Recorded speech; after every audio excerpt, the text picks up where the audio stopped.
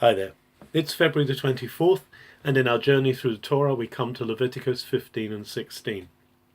Leviticus 15 is a chapter really about hygiene and about how to keep people clean in their personal lives. In particular, at the end of chapter 15, there's a part about a woman who has an issue of blood, and we know that Jesus healed a woman with an issue of blood. So from Leviticus 15, we can see how much of a problem that would have been for a woman to be in that situation and how much she needed the touch of Jesus to make her clean. And imagine also her joy when she finds that she's healed, having been separated so much from the people. In Leviticus 16, we find the rites laid down and the rituals laid down for a key ceremony, a key ritual in the life of Israel. It's the Day of Atonement, Yom Kippur in Hebrew, which means the Day of Covering. And on this day there are many rites which have to be gone through to cleanse both the priest, to reconcile him to the tabernacle, where he goes alone, no one else goes with him, and also then to bring the sins of the people before the Lord. And that's done by taking two goats. One goat is taken by lot to be what we've traditionally called the scapegoat. In Hebrew, it's Azazel, or the goat of departure, the goat of leaving, the one who's going to be sent away.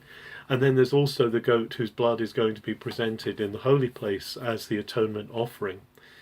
This day happens 10 days into the month of Tishrei, the 7th month.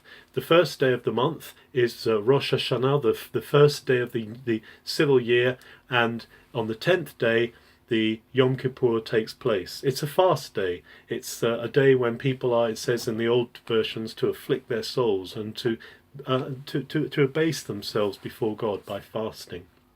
So the priest brings, first of all, sacrifice for himself to cover his own sin before the mercy seat, the Ark of the Covenant, and then he brings the people's offering to sprinkle that over the mercy seat. This happens just once a year because God is not wanting the man to presume to come into his presence.